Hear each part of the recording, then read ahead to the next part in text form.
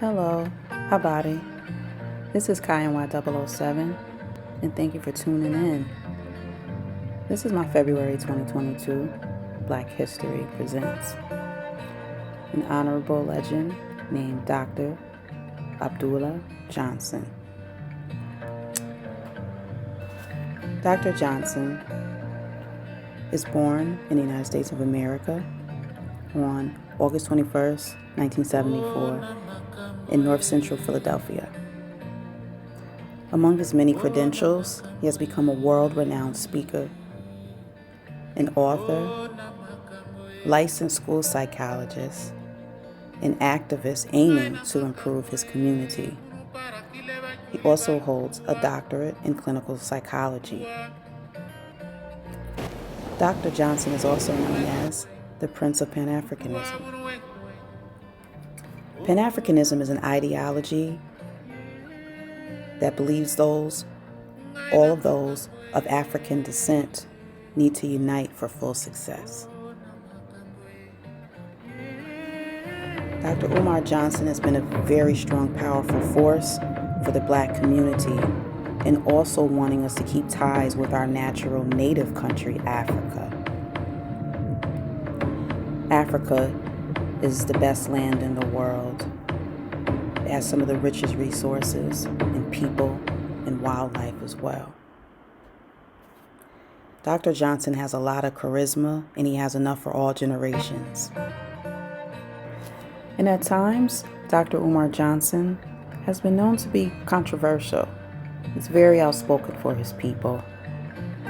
And with all intentions, his aim is to improve his community and see success in his Black people and our staying connected with our mighty continent, Africa, that consists of 54 countries to this day in over 100 languages. To not be suppressed by the systems in other areas of the world, to fight against them and educate yourself and become equipped with things that come against people just because they're Black. We have to find love for each other, being Black.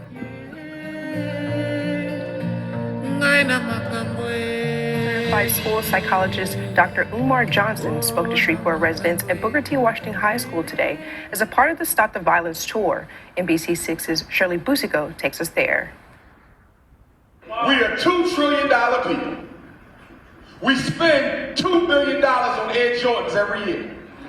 We spend $4 billion. Dr. Umar Johnson visited Booker T. Washington High School to talk about issues the Black community faces as a whole and to bring forth solutions. Anytime someone is coming to our city that has great ideas or information that might help take our city forward and reduce our violence, I'm in and I want to hear what they got to say. To have someone come in to help re-energize and bring back to our focus what our purpose is supposed to be, that's very important. Johnson acknowledges the violence in the community, but says there is a deeper reason. It is absolutely unacceptable that the Black community is being held hostage and is being terrorized by our sons. This is largely being done by young brothers under the age of 25, many of whom were victimized by the school-to-prison pipeline, and then that anger crystallizes into the gang activity. But Johnson offers hope and believes there is a solution. We have to organize, we have to galvanize, we have to mobilize. If Black people are going to be saved, Black people have to do the saving. When I travel through Shreveport, I don't see an independent Black. ADHD stands for Attention Deficit Hyperactivity Disorder. Over the recent years, the data shows that the numbers are growing and growing with diagnosis and medications given. Dr. Johnson has been debunking the reasoning behind it and even the symptoms that they say come with it, which seem to be normal for children of certain ages, younger ages from kindergarten and through elementary school. Dr. Johnson feels that it's being pushed purposely, and it adds divide amongst not only the children's learning, but by race. It seems to be disproportionately pushed on black children.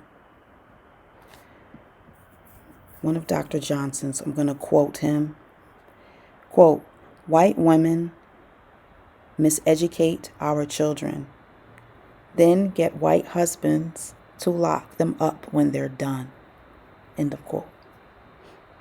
That's heavy. That's real heavy right there. Pseudoscience, where they're keeping things a certain way, but to exclude black people. Dr. Johnson's efforts are to put an end to these type of things. He's also the founder and president of the National Independent Black Parent Association, which is an organization in efforts to fight against the education system and the academic systems that are racially divided and disproportionated. Parents, start thinking before you get your child tested for special ed. And let me be the first to tell you, if you're the parent of a special ed child, that child is not likely to graduate with a high school diploma. I hope you're listening, because some of you are so quick to sign your child up for an IEP, incarceration education plan, because you don't want to make them learn. You know that boy can learn how to read, but he don't want to, and you got better things to do. Can you test my son? What grade he in? Second. Damn. He only been in school 2 years. There's nothing worse than when I get a referral for a child, 4th grade or younger. It's the worst eval. It's trifling. I think my son got a reading disability in kindergarten. He got ADHD in 1st grade. Every boy got ADHD in 1st grade. Speaking of ADHD, let me read you the criteria if you think I'm exaggerating. Because I've had people say, Dr. Umar is exaggerating. My child has ADHD and I gave him the medicine and the medicine worked. The medicine worked for who?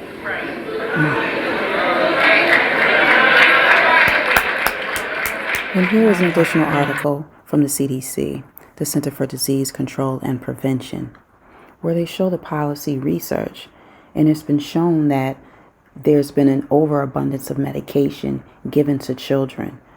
So much so that Medicaid programs had to implement a prior authorization policy, meaning you can't just give these kids medication anymore, even as a doctor, even as their physician. You must have pre-authorization through the insurance company, and there's more steps to be taken before they can just get dosed up.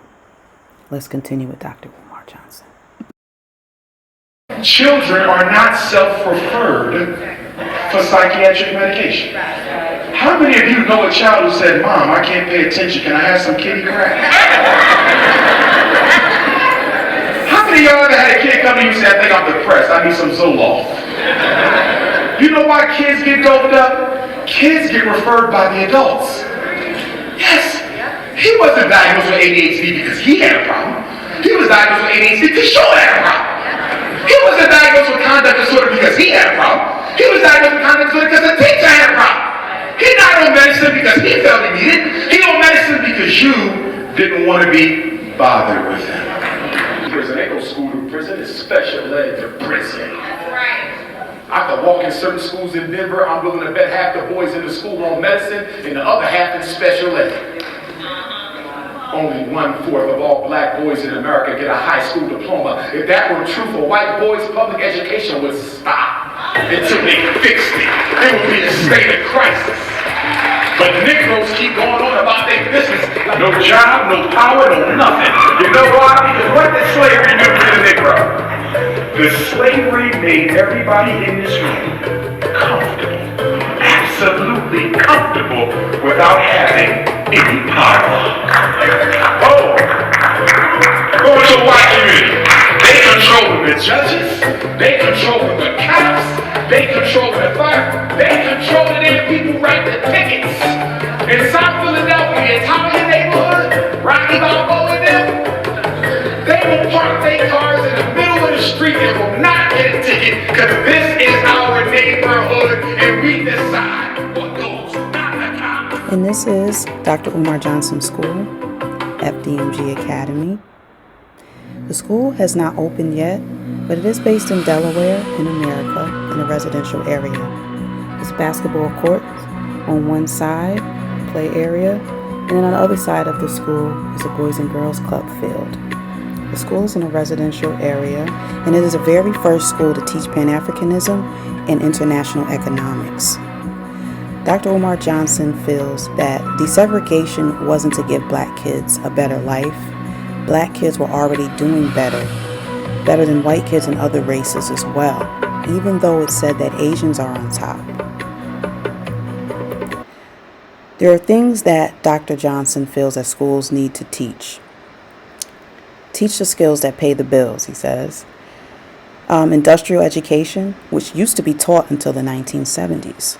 And also HVAC, which stands for heating, ventilation, and air conditioning. And also electrical education is needed as well. So he's making these type of plans for his own school. Moving along, we're going to get into some footage from the Breakfast Club.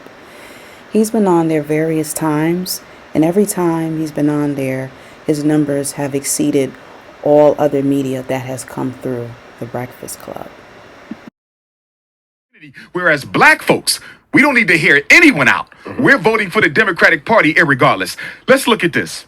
There's 5 major problems that affect black America. 5. What are they? Mass incarceration, miseducation, gentrification, access to wealth, and police genocide.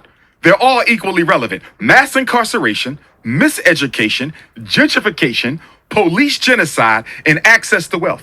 What plan do you have? Not promise. Black America has to get out of this thing. We want promises. I don't want no damn promises. I want to see a plan of action. What plan do you have to deal with miseducation? What plan do you have to deal with mass incarceration? What plan do you have to deal with the ethnic cleansing of black people out of our own residential neighborhoods? What plan do you have to deal with police assassinations of defenseless, unarmed black folks? And what plan do you have to help us access the wealth of America's banks? If he ain't got a plan for any one of those 5, I can't vote for you. And guess what? 99% of black politicians don't have a plan for any of those 5, because those 5 things, Charlemagne and Envy, are the backbone of white supremacy. It's the backbone of political and economic disenfranchisement of black folks. If you deal with any one of those 5, you are weakening the fiber of white supremacy's or white racism's control of domination over black existence. I was going to ask you who's one of your top choices out of the presidential candidates. Nobody. Bernie's not voting. He's not voting. Unless someone arises, we have to hold our entertainers accountable because they're running around making a mockery out of the rest of us. But I would say to everyone, support the Frederick Douglass Marcus Garvey Academy. Go to drumarjohnson.com. Follow me on Instagram and Twitter at Dr. Umar Johnson. And we're going to change the course of history with this school. In closing, Dr. Umar Johnson is a very well-educated black man in America, much needed. And it is my pleasure to give thanks, appreciation, and to honor this man. He holds 6 degrees and is very active in the community. And he does so much on his own, but he does ask for the community's help as well in rebuilding the community together. Whether it's physical or financial support, the contact information to Dr. Umar Johnson is right here in this video as shown, and as well will be put in the description box. I thank you all for watching, and this is Kai and Y 007. Peace and power.